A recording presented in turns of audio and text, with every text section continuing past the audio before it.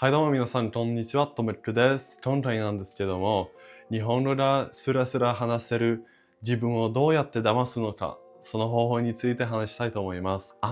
実はさ、日本語ネイティブやって脳を思い込ませてるんや。はい、そうです。まだまだ全然ネイティブやないんやけど、脳内をハックして、そういう風に自信が引き上げてんねん。その前にな、日本語ほんまに学びたいんやったら、ぜひ概要欄の俺のコース、リンクチェックしてくださいね。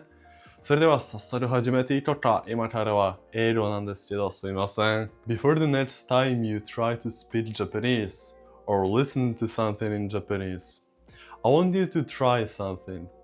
I want you to, just for a few seconds, go into your mind. You can maybe close your eyes and visualize yourself having that conversation or watching that video or an episode of an anime. And see yourself understanding everything perfectly, see yourself speaking fluently, see the reaction of the natives or the joke that you get in the movie. If that vision is strong enough, you will gain confidence and the next interaction with Japanese that you'll have will go so much smoother. But it isn't normally like that. Why do you think that usually you're not that confident when it comes to speaking Japanese? It's simply because you haven't had enough situations where you spoke Japanese which felt fluent.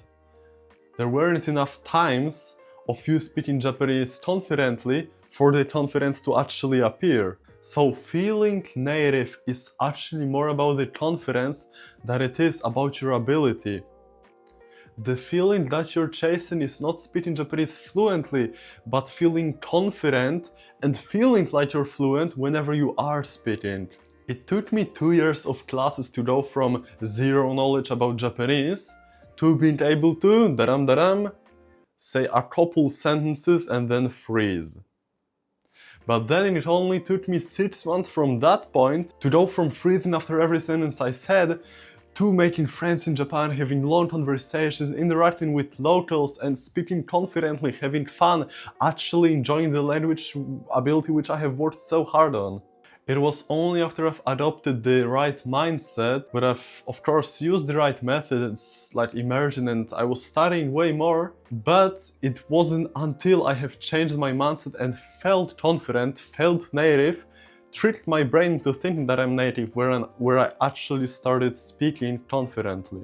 I didn't have that feeling before when I would go to online classes or use all the different traditional methods, because the classes for some weird reason are actually in a weird way designed to make you not confident. Why do you think that is? They grade you on your language ability instead of kindly kind of correcting you and helping you, uplifting you. You get a bad grade, suddenly you get discouraged, you tell yourself, oh, I don't know that language, I'm terrible at language learning.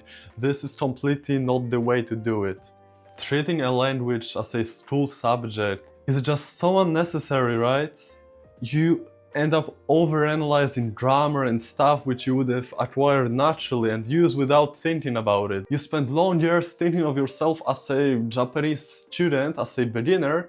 You only watch beginner materials, you only do stuff made for Japanese learners, not for natives. So you stay as a Japanese learner and you never see yourself as the language master. You never see yourself as a native, as a Japanese person speaking Japanese. So what you have to do is to think of yourself as a Japanese native that is just a little bit disoriented. Maybe he's a little bit drunk, maybe he lacked sleep, he just didn't understand what a person said to him. How do you think a Japanese guy watches anime? Does he stop every couple sentences to check for English translation? Yeah, maybe he rewinds 10-15 seconds if he didn't hear something, but that's about it. If he doesn't catch a word or two, he doesn't stress over it. It's just completely natural. He assumes that the person speaking to him is their job to say it to him so that he understands.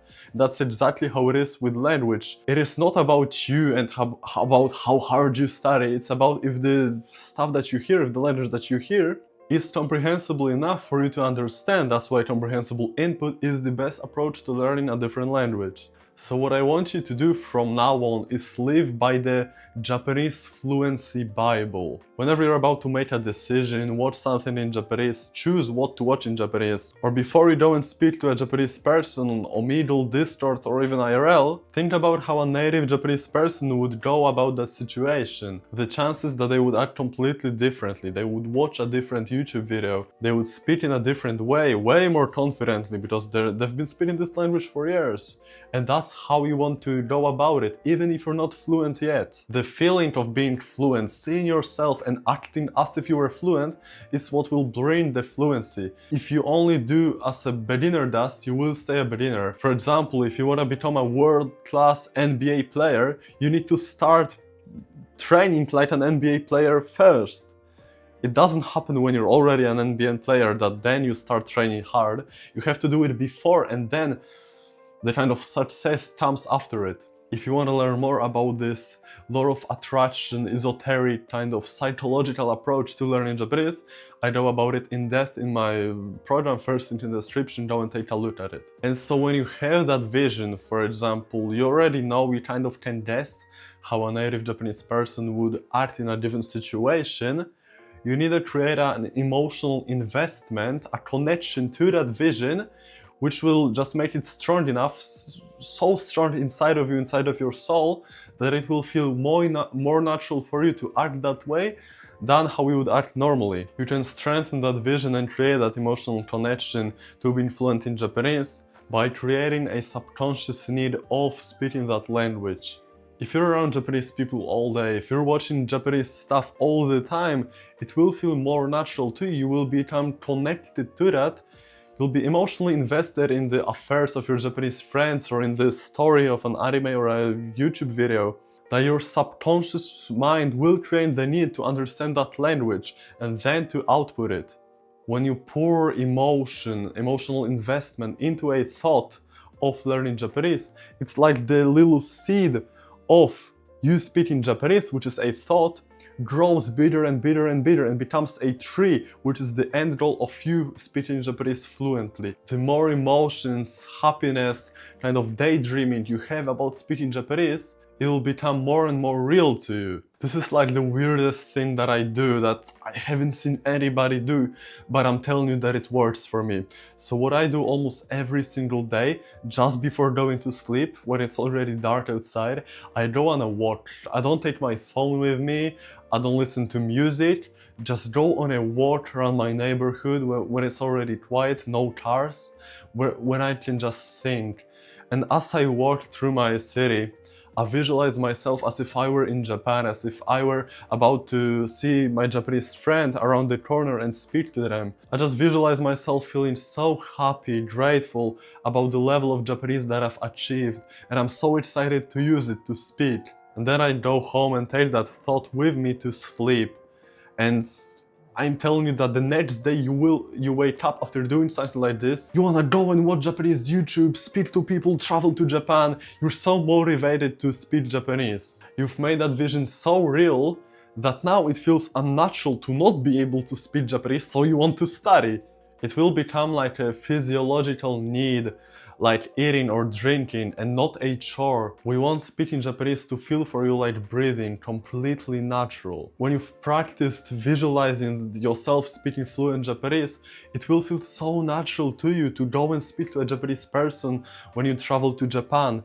And it will be like all the dots connected together, all the stuff that you've practiced for months has now bloomed, and the flower of you speaking Japanese is so beautiful. Even if you don't feel like you'd be able to speak so fluently right now, I'm telling you that speaking in real life, where you have a human being in front of you, is so much easier than speaking to yourself or speaking online even. So the next step is taking everything that you've learned in this video and naturally applying it in your own life. And I can help you with that in my Japanese IQ program. It will just skyrocket your progress, it will be way faster for you, and I will clear out all the confusion. The link is down below. Thank you for watching, and see ya.